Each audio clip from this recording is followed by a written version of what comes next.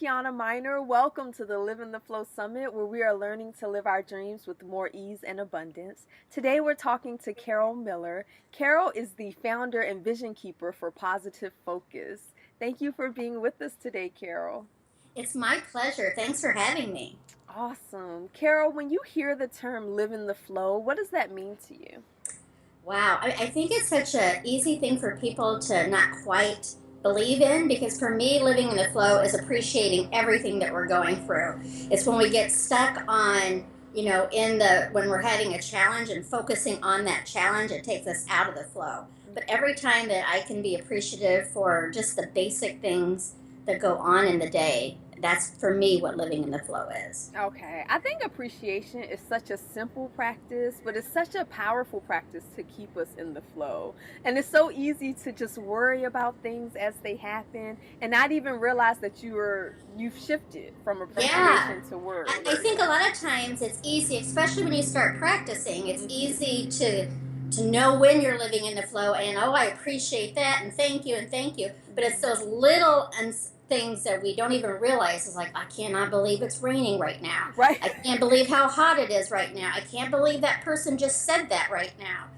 The smaller things that are so subtle that they keep building on each other and taking us out of the flow where now all of a sudden we're complaining about big things in our lives. So Okay, okay. Yeah, I definitely see that. I had this moment once where I was at the pool with my children and I was complaining. I was like, it's hot. I don't want to get in the water. And it was like, you're at the pool. Like, you know what I mean? Of all the places to be, surely you can find something to appreciate in this moment, you know? well, and that's another interesting thing, Kiana, because I think people will say, when you say, how are you doing? And they say, I can't complain. I'm like, well, you truly can't complain. Right. You're choosing not to complain. You could be sitting at the Nice. pool complaining that it's too hot, Yes. or you could be sitting at the pool grateful that you can put your feet into the water. So, but it's Mm-hmm. still a choice. They're not always easy choices, but they're choices for us to make. I love that. And they are choices, you're right. Because I love when you say that, because I can't complain is such a common, such a common It's thing to for say. We don't even all think the about time. it. Yeah. Yeah. Yeah. Awesome. So, what are some ways that you stay in appreciation, like that you stay appreciating things? Do you have any triggers to remind you to Oh, stay? I love that the idea of triggers because I was actually thinking one of the ways for me to show people how to live in the flow is showing examples of when I'm not in the flow. Okay. And several years ago, I used to live downtown Chicago. I'm still in the city, but I'm further north. And I was in a building where when I walked home from work, I had to pass a big corporate office. And Okay. everybody's out there smoking and they're throwing their cigarette butts on the ground instead of in the trash bins. And so I'm walking by every day grumbling in my head. It's Right. like the trash bin's 5 feet from you people. Right. And then as I'm walking by, I'm like, stop it, Carol, stop it. But that's still where my focus is. At the end of that week, I have a positive focus gathering in my place, a 90-minute meeting, and a new person came and he needed to smoke. I'm like, just go out on my balcony. You don't need to go downstairs. And he came in and out several times. And at the end of the meeting, he's like, there was no place to throw my cigarette butts, so I threw them off the balcony. And first, my thought was, how dare you do that? But then I'm like, Carol, where have you been focusing all week? You've been focusing on cigarette butts on the ground. So Right. I was actually in the flow. It was just upstream Right. flow by that focus rather than allowing things to easily come. So Okay. for me, when I catch myself in that focusing on what people are not doing what I want is Hmm. when I catch myself. And appreciation is a huge thing for me. When I'm working with clients, I mean, we all have people and experiences in our lives that we're not fond of or they're hard to get through. So when we talk about that boss or that mate or whatever, and it could very well be a very challenging situation, but I still say, give me three things you appreciate about that person, or three things that you appreciate about the experience you're going through right now, because it lessens that, the challenge that you're having. And sometimes if you can't come up with something to appreciate about that person, I can guarantee you I've been there before. You're so mad, you're like, there's nothing to Right. appreciate about this person. But then I can step back and realize how easy the majority of my relationships are. without challenges, we would truly stop appreciating things because we wouldn't have anything to compare it to. Okay. So it's helpful to just to keep that in mind. Right. And I love that there is somewhere you can find ease. So, like even Yeah, if you can't in that relationship, well, what about all your other relationships that are going just fine, Yeah, I love that there's ease somewhere, even if you have to look a little harder to find it. yeah, exactly. So you feel like that focus, you mentioned the cigarette butts situation, and that it almost paying attention to it every day magnetized you to it. Yes. So could you talk a little bit about how our focus will magnetize things to us? Absolutely. I'm a big believer in what I focus on, I create more of. And Okay. in the scientific realm, it's called your reticular activating system. Oh, There's so much going fancy. on around us all the time Mhm. that if our brains had the capacity to catch every single thing, then we would not be able to focus on anything because there's just too, I mean, it's like we'd see all the dust particles around us. Okay. So there's so much. So it's kind of like when you get a new car, all of a sudden that's the only car you see on the street. You didn't see that car a month before, but now you Right. see all of the same cars that you got. Our brains have just a certain amount of capacity to focus. So our reticular activating system allows us to hone in on what we're paying attention to. Okay. So the more you're paying attention, and I also want to make sure that I don't want people to think that just because I believe in a positive focus that challenging things and sad things and bad things don't happen, because they do. But the more we focus on what we want in our lives instead of focusing on what we don't want is where we're going to create more of it. Okay, okay. And I agree with you. I think challenging situations still do come. But I love that when you focus on sort of what's going well or where the ease is, Mm-hmm. even in a challenging situation, you might be able to get a lesson, whereas you may not have gotten the lesson before. You know what I mean? Like there's something that comes from it, yeah, that you may miss. Yeah, it Yeah. absolutely does. And I think it's easy when something bad happens to us, and by no means am I saying, yay, that just happened to you, great. But if we can remember it's here to help us grow rather than to punish us, Right. it's especially if it's something we don't want. Why did that happen? And it's Mhm. easy to go into the I didn't deserve that role. Mhm. But the more we can realize it's truly there to help us grow and to shift into.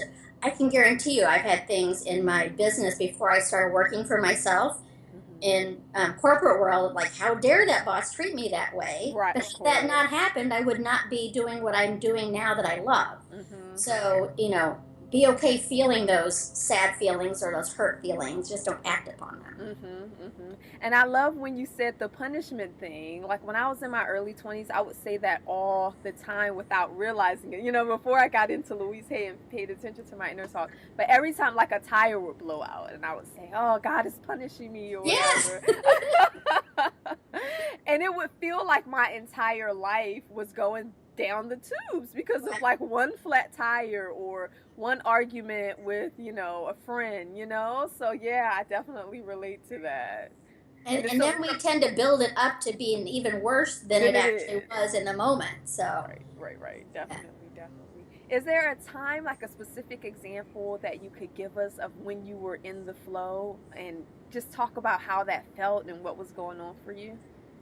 I think for me, being in the flow is you almost don't even know you're there. Mm-hmm. You're just, life is just so easy, and you get up and you hear the birds. I mean, you're just so grateful for everything. Mm-hmm. And again, it goes back to, I mean, I have challenges in my life, but the more I'm grateful for them and see their purpose, Mm-hmm. the more I am in the flow. So I think for me personally, I'm more in the flow when I'm not even questioning it. It's just like Mm-hmm. I'm there. As soon as I start wondering, it's like, okay, then I'm Right, focusing then on I'm stuff out. I don't want. Yeah, I totally get that. And I think a lot of times it's only retrospect where you're like, man, that was a really, you know what I mean? That was a really flowy time for me. Yeah, yeah, awesome. We've, Or going through that challenge and getting on the other side of it, realizing that was a blessing. It wasn't a challenge, it was a blessing. In the mm-hmm, moment, it didn't feel like a blessing, but what came from it was. mm-hmm, mm-hmm. I agree. We talked about magnetizing. What do you feel like are the other benefits to maintaining a positive focus, or at least in your life? What have you kind of noticed as the benefits of that? It makes everything that much more joyous. I like to say for me that being having a positive focus heightens celebrations and lessens sorrows. Oh, nice. Because we certainly, people, loved ones die. That is not a positive experience, but we can appreciate our time with them and, go through the mourning experience that everybody goes through. But it's again how you want to, do you want to move forward in love or do you want to move forward with fear? Very nice, very nice. I just had a friend who recently lost a family member, and they were saying that with uh, this particular loss has been different than all the other ones because they are really into this type of work, positive thinking, and things like that, and so it's changed it for them.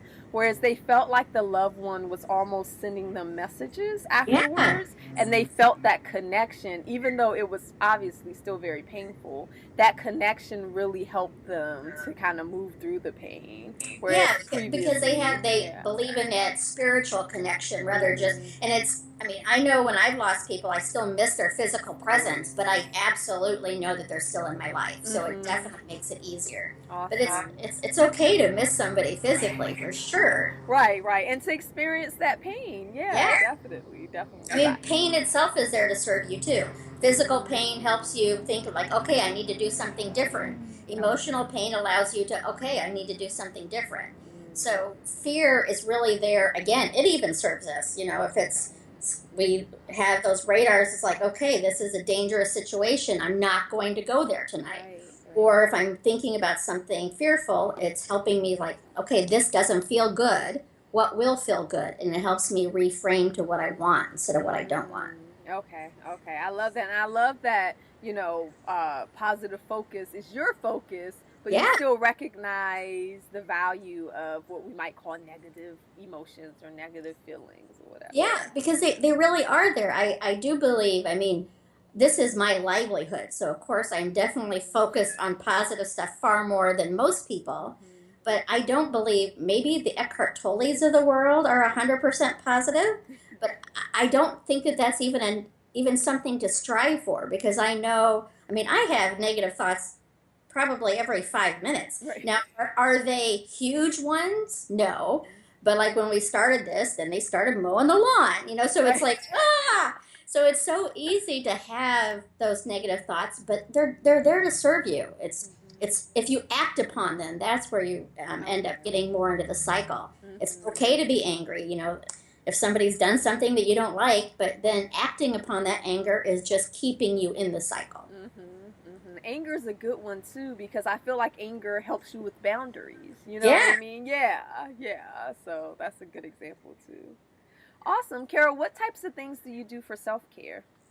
For me, gratitude and appreciation are huge. I start my morning thinking about things I'm grateful Oh, for. nice. When I go walking someplace, I truly am looking at the trees and saying, how grateful, how beautiful they are.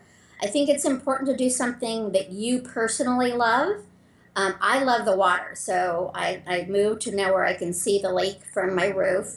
And I Nice. volunteer for an organization that I take people out sailing. So, sailing is a huge thing for me. Wow. Okay. So, whatever it is, maybe it's knitting, maybe it's jogging, whatever is something that just brings you personal joy, Mhm. it's going to help keep you in that flow. Okay, okay. I love that passion is a focus for you and that you sought it out. You love being around the water, so you live near it, you volunteer in it. That's awesome. Yeah. Yeah, I think a lot of times if we're out of the flow, that simple thing where we're not indulging in the things that bring us joy and happiness. And it's such a it's common sense, but at the same time it's something you can get out of because we feel like we're so busy, there's so many things we have to do, and so we don't make that priority time for the things that actually make us happy. Well, and I think that's really, it's very true, especially when we get busy. And I know the busier I am, I probably get less done because then I get into the focus of, oh, I'm too busy, I'm too Right. busy, I'm too busy. And if I step out and do something for me, whether it's 10 minutes or 2 hours, I actually get far more done when I get back because I Right. release that stress of being too busy. Mhm. And it's whatever I'm going to focus on, I'm going to create more of it. And Okay. And I can create more busyness too if I'm Right. focused there. I know, and I think that the focus is really key because I feel like when I take the time out to do something I really enjoy, that I can focus on my work better. So I'm Yeah. not like, whereas when I just do like 8 hours straight, by the third or fourth hour, you're kind of like, I wonder what's happening on Facebook. I wonder, Well, Whereas, a lot of my work is on Facebook, so trust me, that's even more challenging. It's like, ah! I bet, yeah, you have a huge Facebook group, right? So I Yeah. bet it is, challenging not venturing off to look at the video of cute puppies or something. But even that, and again, it's what you're going to decide it to be. It's a perception. Some people call that a waste of time. Hmm. Other people, that could be what I need to do to de-stress. So Okay. for me, the most important thing for anybody to do is to not beat yourself up over the choices you've made. At that exact moment, whatever the reason, you needed to do it. Now you can move on and shift into not watching puppy videos or Right. watching five more. Right. But you're doing it from a conscious decision rather than just being on autopilot. Okay. Okay. That's really nice. Yeah. And I think what we need in the moment can change from day to day or moment to Yeah. moment almost. Yeah. Yeah. And I think I expect a lot of your listeners too. It's so easy, like maybe we're sick or for whatever reasons we have a day where we just have no energy. And then we get into that, I'm not getting anything done. And your body's telling you need to recharge. So just instead of focusing on what you can't do today, this is a day of self-care that's going to allow you to be that much more productive tomorrow and the next day. But I Okay. think we get into a mindset that it has to be right now. Hmm. And if something's going on that's telling us now is not the time, now is not the time. That's a really interesting concept. And I think sometimes, especially, for entrepreneurs, we can want to force now to be the time. Right. We're so used to being in control of so much in Yeah. our lives and our business. Yeah, we want to force the timing, we want to force the solutions. I never, ever, ever do that myself. Right, of course not. Of course not. Awesome, awesome. Are there ways that you stay open to flexibility? One thing is I really do like when I start noticing myself getting stressed, or is I just take some deep breaths, because as soon as we start getting into that fear thinking, we constrict our body, and then we stop taking true breaths. So we're actually limiting our oxygen flow to our brain and to the rest, to our heart, and to everything. So even just taking some deep breaths, and sometimes I'll get away, I'll get up and just go for a quick walk or go get a glass of water or anything just to shift what I'm actually focusing on in that moment. Okay, okay. And I think the breath is such a powerful tool to do that. Like, it's that I feel like just bringing more oxygen in helps you to refocus on something else. And you had mentioned Louise Hay earlier. I'm avid. I love her. And affirmations are huge for me. Okay. And I think so many people assume, like, because you say easy statements, and it's like it almost seems silly, but you're really reprogramming your subconscious thoughts. Like, your conscious thoughts are, I'm a powerful person. Well, of course I am, but it's your subconscious thoughts that you've been told for many years that you're not worthy, or whatever the story is. Who are you to do this? And many of those statements were done from loving people who were trying to do their best as well. But I also do that. So it's like, I choose peace. I choose peace. I choose peace. And because fear thoughts are enticing, they're very dramatic, and especially if you watch TV, they have the loud, scary music behind them, and the graphics to show you the world is caving in. Right. And then I am like, I choose peace, and I remember there are 7 billion people on this planet, and the vast majority of them are just like you and I, who are going about our daily lives, taking care of our families, loving life, doing what we can to provide shelter and food for our families. And we're doing it in a peaceful manner. The very tiny minority of people are out there who are actually hurting others. So Very tiny. Yeah, tiny, and tiny, tiny. yeah, I remember reading this article that talked about sort of the invention of the media, especially visual media, with television and being able to see the same story or hear the same story over and over and over and over again almost gives us the illusion that this kind of thing happens all the time. Whereas, like, no, that's still one story. Like, it's still the same It's the same story. story being Right. spun 5 different ways to Right, make you right, right. scared. So Yeah. I thought that was great. And I also love that you pointed out in affirmations that what we believe subconsciously is something that's been told to us over and over and over again. I think for me that is the value of affirmations, is that you do have a subconscious programming based off of what people have said to you or the things that you have Right. heard. So you're not doing anything that's unusual. You're doing pretty much the same process, but you're putting in those thoughts that you really want to create your life out of. So It's just like a computer. You're yeah. reprogramming. Your brain is your computer, and you're reprogramming it to a an updated version. So And even that idea that loved ones who had were doing the best that they can, but that this was someone that we trusted.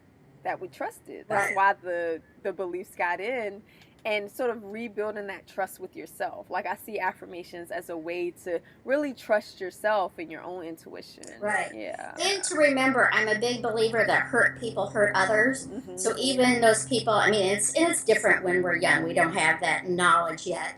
But our parents, our teachers, or whoever have said those things that now live in us, we need to look back. What were their parents like? What were their teachers like? They were taught that behavior as well. And I really do think, so when you look at people who are hurting others, it's what is their pain? It doesn't make what they've done okay. There are consequences to what their actions are. But I'm a big believer in not bullying the bully. Very nice, very nice. Yeah, and I know a lot of things could even come from sort of the cultural environment of the time. I Mm-hmm. mean, children were seen a lot differently, 20, 30, 40 years ago than they are now. Exactly. Yeah, yeah. So very interesting, very interesting. So I want to give you time to talk a little bit about your free gift. I know you're giving out a free gift to everyone who's watching this. It's 5 fun steps to visioning your dreams. So can you tell us more about that? Certainly, it's just a simple little tool on taking a few moments to really focus on what you're wanting to create in your life. And Okay. of course, it always starts from gratitude of where you are now. But it's really about playing in the future. So you're going to see yourself in that, your entrepreneurial work that you're doing, that it's where you want it to be. And some people do visioning for 5 minutes. My mind doesn't do 5 minutes very well, so I often do just like a minute. Like if now I work from home, but before when I was working in an office, I would drive in. Like I'm driving to the best job in the world right now, and so I would get into that space, Okay. even if in my current reality it wasn't the best job in the world. So it's kind of like the affirmations. You're reprogramming your thoughts to focus on seeing more of that than seeing less of it. Very nice. So I like your example of driving into work. I'm driving to the best, job in the world, but now you get to work from home. So did Yeah, you feel like that? Yeah, it, that it helped you. and when I first started this, I did not even think about that. But now, like, I travel some for work and can still do my coaching while I'm doing event management other places. Oh, So, very nice. so it's really it's the best of both worlds that way Okay. for Okay. me. Some people Awesome. love being in an office, and that's great too. That's one thing I encourage entrepreneurs. It's don't be poo-pooing the corporate world, because there's a lot of great corporations out there who take good care of their staff. So it's really what is best for you. It has nothing about putting others down to be better. Right, right. I like that. Yeah, I like that idea. And I love that there's a sense of playfulness or fun, that you included fun in the name of your gift. Yeah, I love that, because I think sometimes we Life is forget. meant to be fun. Right. Yeah. We forget to have fun as grown-ups, and it's always nice to just remind ourselves that, yeah, we're supposed to be having a good time. So, And even if you can just look at the world, like I know you have young kids, like walk out your door as a 5-year-old and see all the newness, a 2-year-old, like everything. The leaf that they're picking up is like, wow, look at this leaf. So, that's truly what life is. Wow, look at that leaf. It fell right in front of you for a reason. So, It is so nice to be reminded of that, with young children. I feel like before I had them, it felt like I was having fun. But until they really came into my life and I saw just how deep their laughter was or how Yeah. amazing their awe was, it was just like, wait a minute. I'm having way more fun now with them reminding me just how deep joy can go than Yeah. before when, yeah, yeah. 'Cause they haven't been programmed yet to think about what there is to worry about in the world. Right. Right. Yeah. Very true. Very true. Awesome. So, what is going on with your business? Any new projects coming up? Well, I do have a project that we call it's a global free hugs with the Oh, nice. positive focus, and we just did it in May. So every year I ask people all over the world to join me, and they do free hugs in their area, and then send me pictures, and then I Oh, create a video of it. Archbishop Desmond Tutu joined us twice before he wow. retired, so Okay. that Okay. has always, and it really has helped me realize that connecting to people, seeing people, letting people know they matter is what my life's work is about. And through that hub project, I'm able to do that even more. I love that. Yeah. Yeah, and your reach is very much through social media, but I love that you can get people to connect in real life. You know what I Yeah. mean? Like that you're using this project to get people to connect in real life. That's awesome. Yeah, and just look at people as you walk by them and smile. Right, Being right. being kind is really so easy. And we really do need each other and that connection to be Hmm. reminded of our connection to each Yeah. other. I think that goes back to what we were saying earlier that most people of the 7 billion, most of us are good people. We want similar things and yeah, similar kindness. So, Yeah. yeah. I have a story from the hugs. We do it twice a month here in Chicago all Mhm. year long. And a gentleman emailed me after the fact that he had been sober for over 10 years and was Okay. having a really hard time and left work and was planning to go to a bar that day after 10 years of sobriety. Oh And he wow. saw the hugs and got a hug from each one of us Oh. and chose not to go to the bar. So it really, just a simple smile and a hello and a hug, it really can change lives. So Mm. you don't have, I mean, it's great if you can build schools and do all these big things to help people. I would love to do more of that as well, but simple kind acts really do change lives. Ah, that's so nice. Yeah, I think that feeling of loneliness can be overwhelming and be at the heart of a lot of people's despair. So, Yeah. something as simple as a hug or someone saying hello to you seems like it could be very powerful. Yeah. Awesome, awesome. Well, we are almost to the end. Did you have any final thoughts you wanted to share with the audience? Mainly, I guess I would like people to remember to be gentle on themselves when they're creating whatever, whether it's their life's work or their personal lives that they're working on. I'm not a big believer in saying always or never, but I do say never beat yourself up because that just keeps you in that space of lack. And to know that the world is a far friendlier place than it is a scary one, Hmm. and to smile and connect with people, and there's no need to compete with others. The less you can compare yourself to somebody else who you think is doing great, you don't know their story. Just be the best you that you can be. That's the only thing the world is asking of you, is to be your best self, and things will work out. Okay, that's perfect. It's perfect message to the end of this interview. Be the best you can be. Thank you everyone for joining us. We'll see you tomorrow with the next interview. Bye. Thank you, Bye. Carol.